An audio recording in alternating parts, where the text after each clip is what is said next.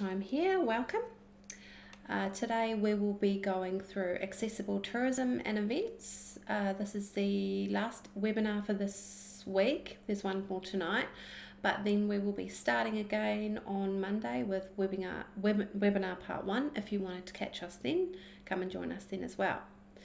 So, how to tap in and grow. Let's get the mouse in the right place. Okay, I will just do a welcome to you guys and an acknowledgement of country. 30 Foot Drop acknowledges the traditional owners throughout Australia and recognises their continuing connection to land, waters and the community. We pay our respects to the Indigenous people, their cultures and beliefs, to both elders past and present. 30 Foot Drop funding.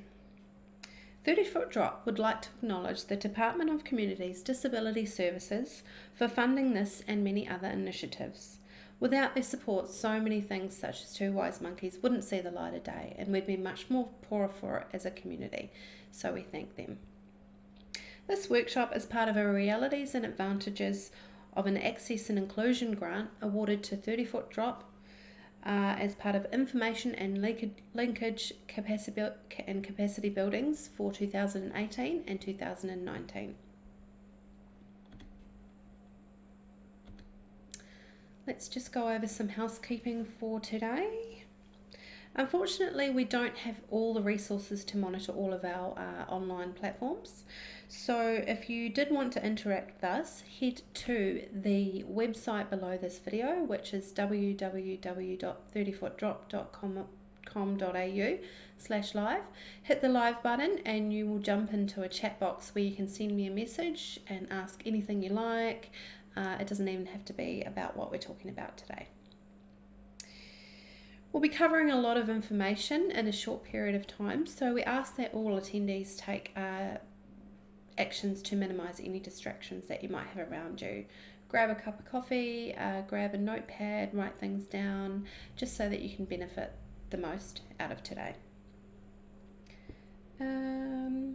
Also, if you talk about us, if you talk about Two Wise Monkeys or 30 Foot Drop, could you please make sure that you tag us in any of your sharing posts?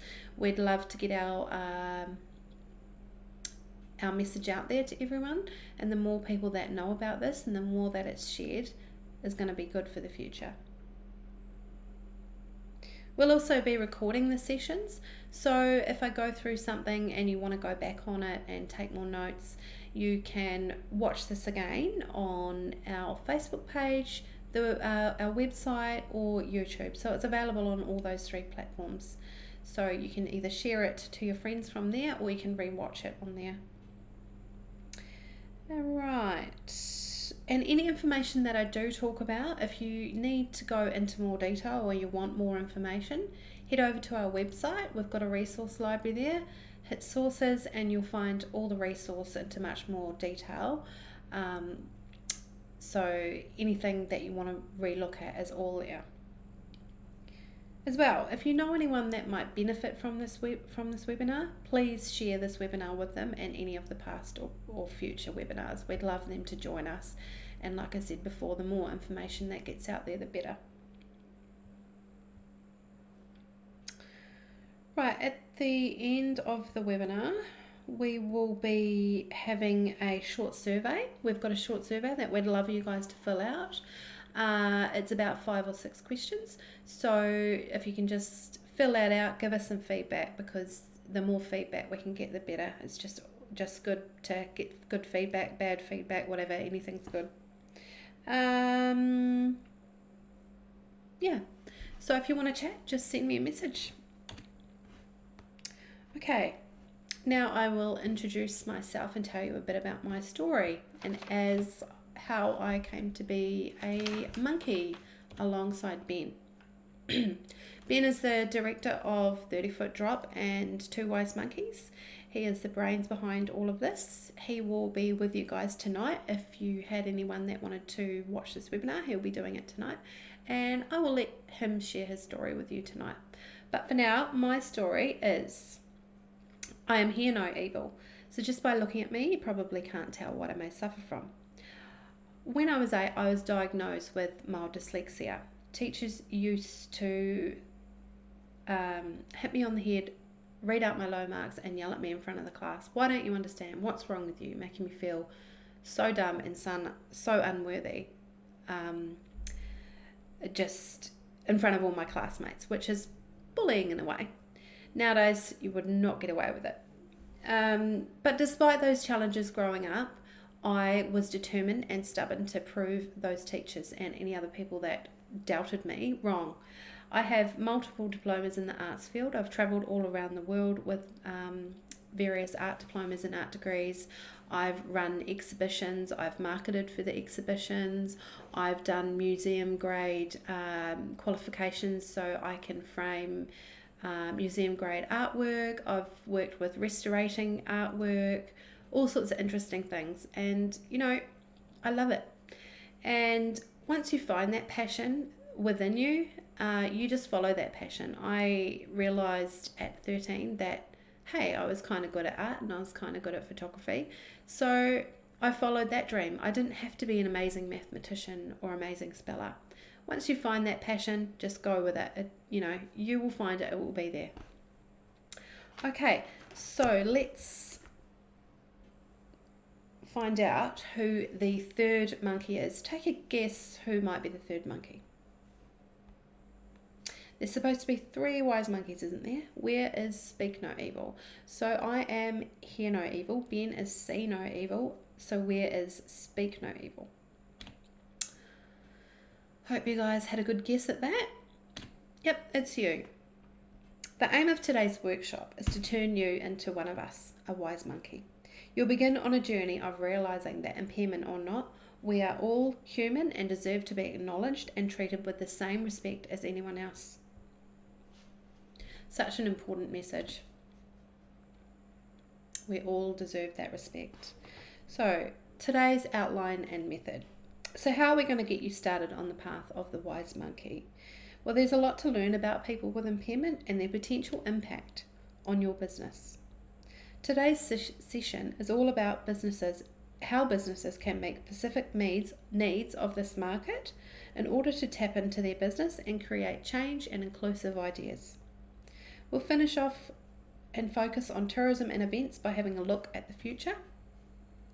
The Southwest has a lot of potential to grow, and we will look at how this can be accomplished. So if you're joining us from the southwest of Western Australia, this one's for you. To finish off in this session, we'll be doing an open forum where you can ask any questions. So how are we going to cover all this? What will our teaching method be? The answer is fun, open and honest discussions. No questions are off limit, because the more questions there are and the more interactions we can have with each other and getting this message out there, the more it's going to be known about and the more that we can change. So just a little thing about the slides. You'll notice that there is very little written content on the slides, and that's because we're all here to interact with each other, and it also makes it easier for people with impairments to understand and follow. So we hope it's nice and clear for you today. Let's go to some terminology and review about disability impairment and access and inclusion. So to reduce confusion and ensure understanding, I want to review some terminology that I'll be using in this session. First up is the difference between disability and impairment. An impairment is an injury, illness, or congenital condition that causes or is likely to cause loss of difference in physiological and psychological function. In short, it is your medical diagnosis. So my medical diagnosis is that I was diagnosed with mild dyslexia. A disability, on the other hand, is the loss or limitation of opportunities to take part in society on an equal level with others due to social and environmental barriers. It is, as the word implies, something that makes you unable to participate in something. For example, someone with limited mobility in a mobility scooter or something like that, If you have a business where there's only stairs to get to that business, that person cannot access that business, so they are unable to access your business. So something that you'll need to consider. Okay, so my example of this would be that too much wording or stylized script can make it hard for people with dyslexia or a learning disability to understand. It's important that you have a look at your websites and see if it's too complex or too much information is there, because sometimes when people have hidden impairments, like mine for example, we're not actually getting the information that we need. We're looking at it, it's too confusing, it's too complex, and we're thinking, too much, I'm not even going to go there.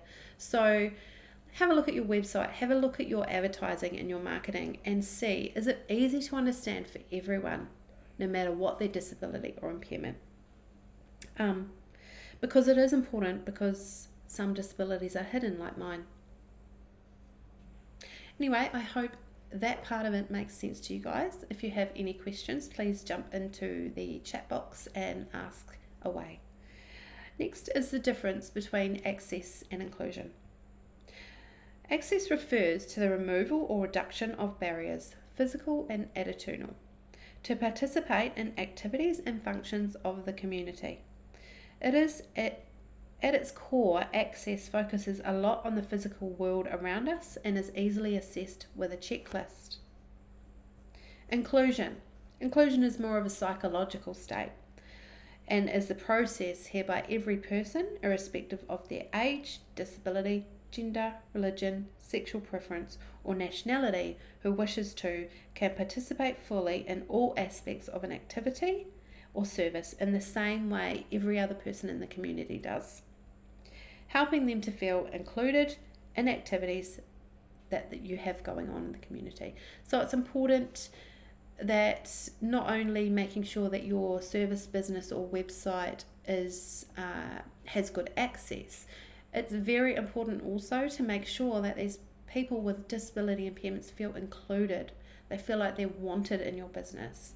Because if they're not feeling wanted or they're being treated rudely, they're not going to come into your business. Hopefully that all makes sense. If there's any questions, like I said before, please jump into the chat box. Okay, specific needs of the market. In session 5, we discussed the similarities between travellers with an impairment and the rest of the population, showing that there is much of an overlap.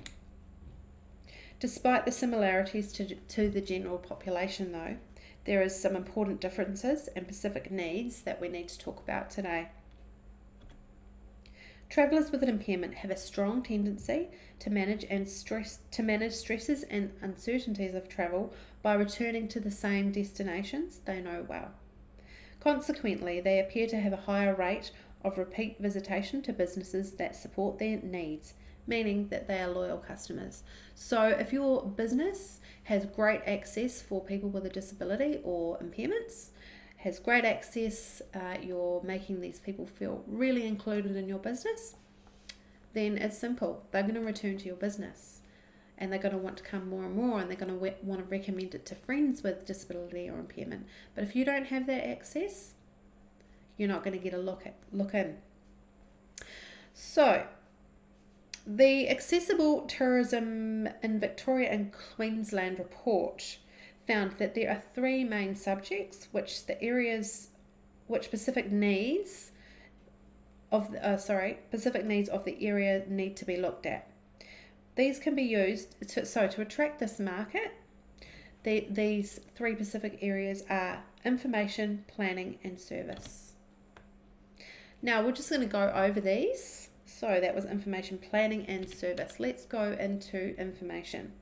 Travellers with an impairment need more support in planning their experiences if they are to travel as much as they wish to, and also for it to be an enjoyable experience rather than a stressful one. Because let's face it, who wants to go on holiday if it's stressful? Not me. Overall, more detail in the information that is currently provided was the highest priority in the market. So these people have put in how they feel, give them feedback, and definitely more information is needed for them to choose your business. They need to know, are you accessible? Have it on your website. Yes, I am accessible. Have the little logo that you're accessible. Show them through your website and your words that you're inclusive and that everyone's welcome. So, particularly for those in the market with limited mobility, overall, more detail in the information is currently provided. That was the highest priority in the market, particularly for those with limited mobility. While this mostly related to digital resources such as websites and site reviews, it could also refer to information anywhere that the traveller looks, including destinations and overseas tours. Also, more than just having long documents with complex information, we need information that is relevant. Most places already have different measures in place. Let them know by putting it on your website and on your profiles such as TripAdvisor and Expedia. These are all platforms where you can show that yes, I'm inclusive. Yes, I have access to parking at Grod Bays, to disabled toilets. Make all the information easy to find and absorb, especially if it relates specifically to accessible tourism information, which is often not prominently displayed and is very complex. So instead of having it hidden in the corner, have it somewhere that is easy to find for people, because if they can't find it, they're probably just going to click on another website or go somewhere else. As we discussed in the previous session, this is a very decisive market segment of people with impairment are likely to stop a transaction or discourage others from using your business because their needs were not met. So definitely something to think about. Information needs to be well structured rather than a 50-page document with all the information on it, which can be very overwhelming for people, especially if they have an impairment, learning disabilities, or they even have anxiety or depression. Giving them too much information is, we can't handle it most of the time. Look at breaking it down into smaller and logical parts. For example, one part on how to let your business or service, how to let them know that what your business and service is about, and let them give you feedback on what they might need. Let them know where they can access your accessible toilets, your accessible parking spots.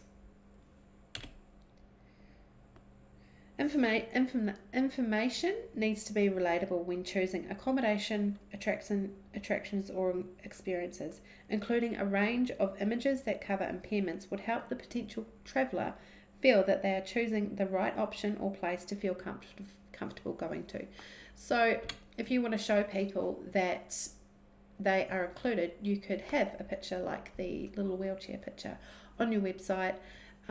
You could incorporate people with impairments or disabilities on your website just to show people they are welcome and everyone is included. As we discussed earlier, you can relate to marketing if you subconsciously feel welcomed.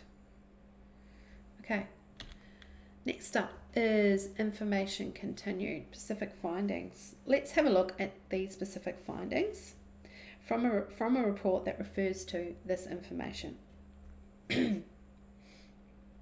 When asked what the number one priority to drive accessible tourism is, the most mentioned was information provision.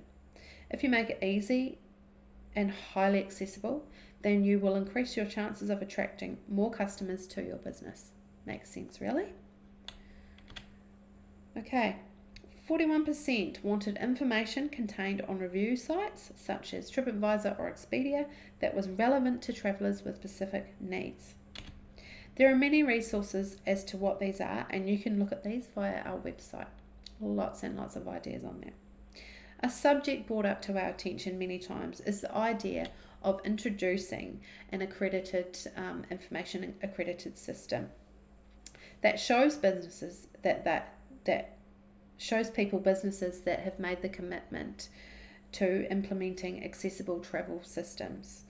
We feel this would be an amazing step forward for everyone with an impairment or disability. So a website where you can go to and someone has 5 stars, someone has 1 star.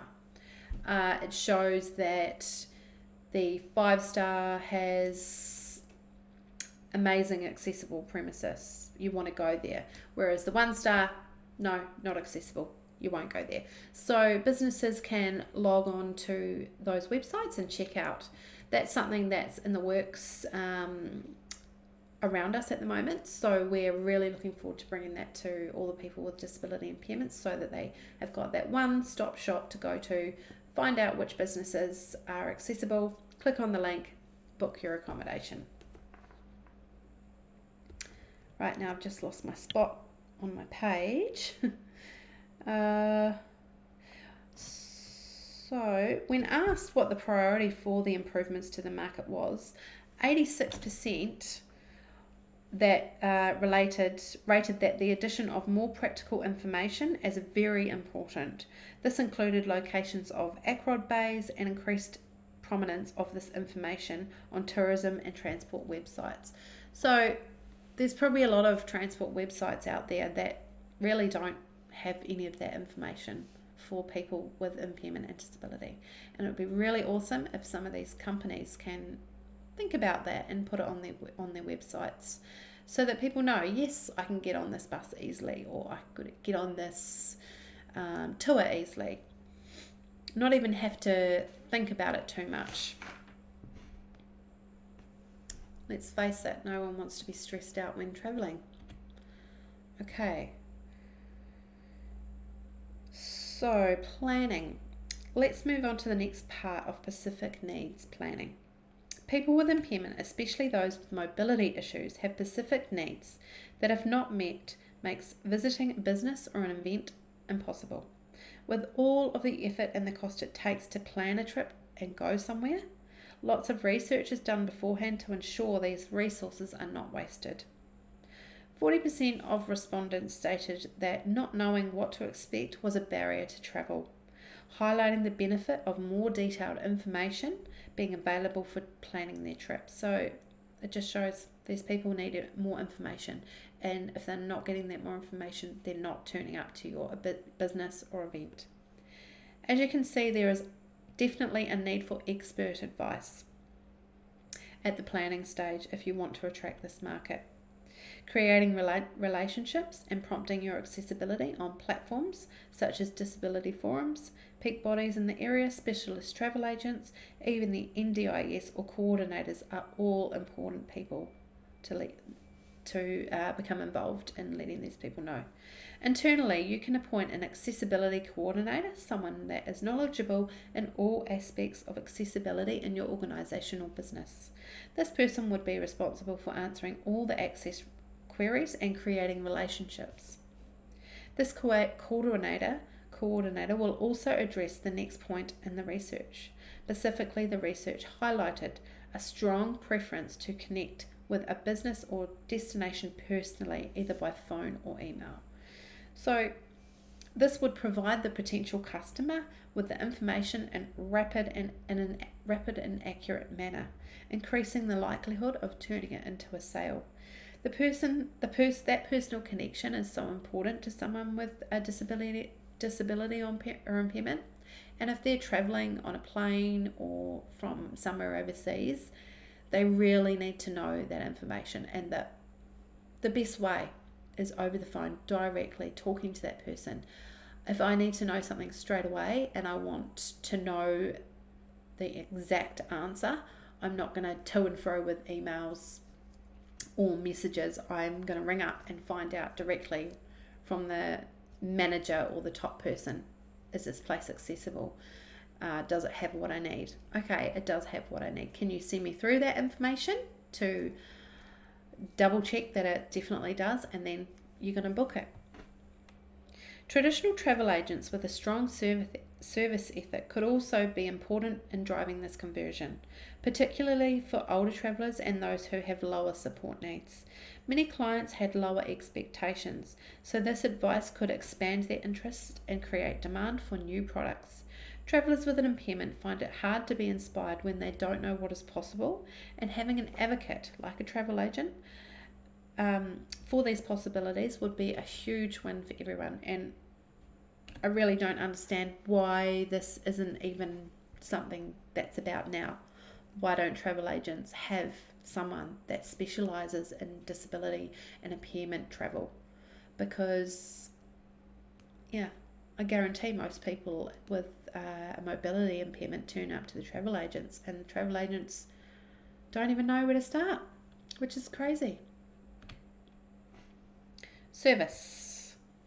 There are still many challenges regards to the attitude and understanding of tourism and hospitality, event staff, and those of the public towards travellers with an impairment. This is especially a challenge for the younger travellers with an impairment and those who have hidden impairments who require support in less obvious ways. Top service by all staff would be a key driver in your service or business and recommendation across all travel category studies. So in the report, it showed that having someone that is not very knowledgeable in this category is what people want.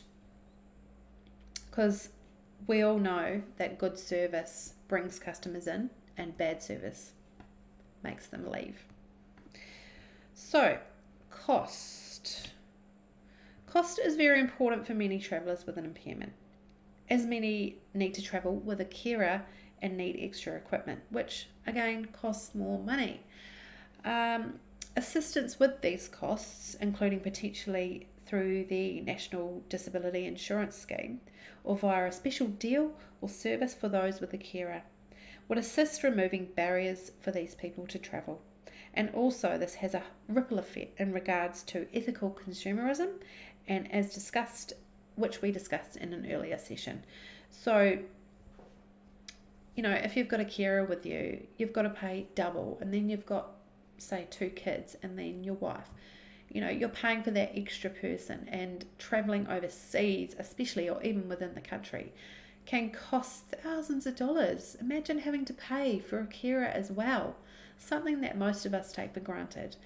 And no wonder these people aren't traveling. It's just too expensive. So if you as a business can offer that incentive to get these people in your door, offer a discounted rate for your carer, half price for your carer.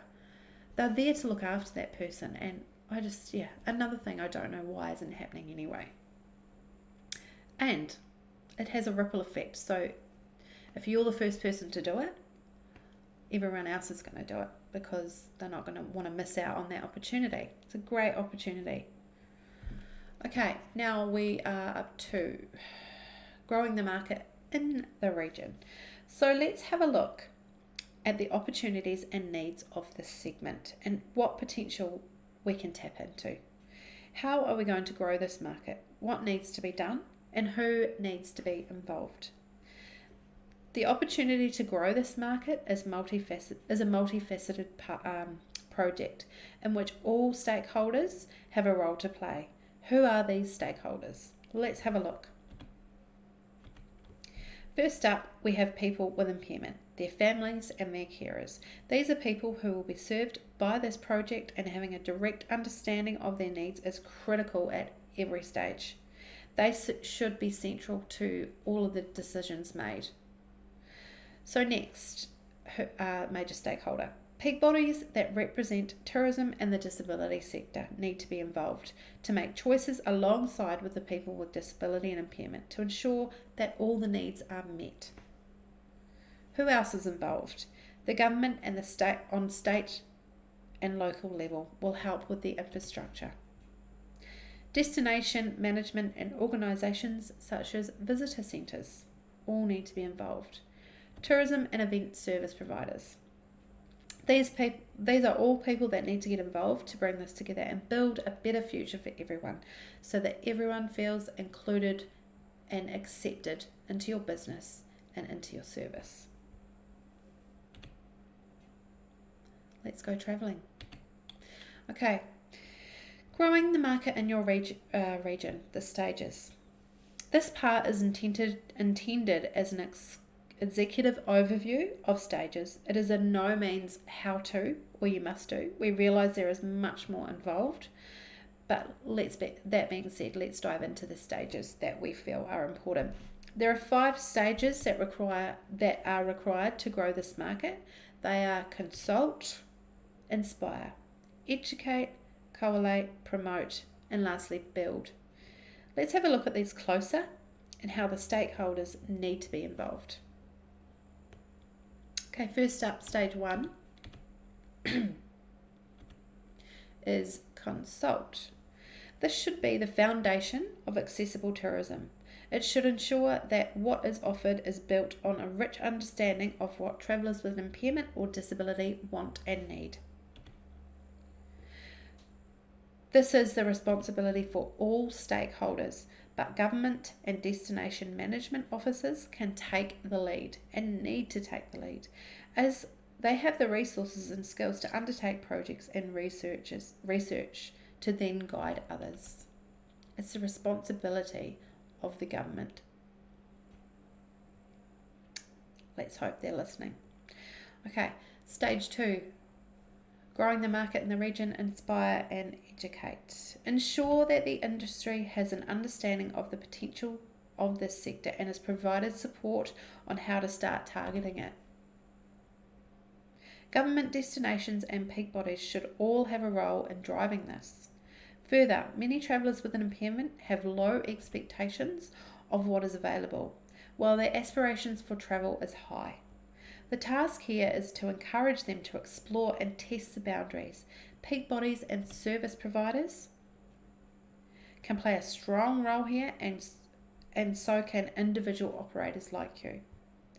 So, here is a picture of Ben. He had just finished abseiling down the tallest building in Perth in a wheelchair. Before this picture was taken, it was something he never thought he could do. And wow, with all the peak bodies and the organisations that came together for this, he managed to do it. So it just shows that if you've got something you want to do and you hold it that strongly in your heart, then people are going to come together and do it for you. How amazing would it have felt for Ben to abseil in a wheelchair down the tallest building in Perth? Not something that I would do because I am terrified of heights, but wow, amazing, amazing, amazing. Growing the market in the region, collate. This is about bringing the experiences together to provide a holistic offering, and some key destinations will help the traveller plan and navigate their trip.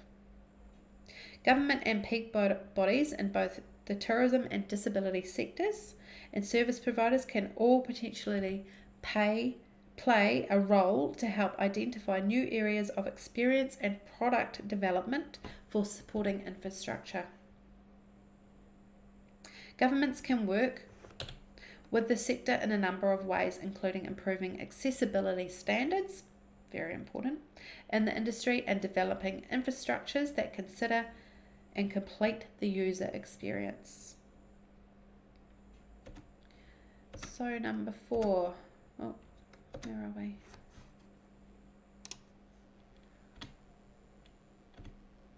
Okay, number 4. We've only got a few more, we've got 5 stages, so we're up to the second to last stage. Okay, so promote.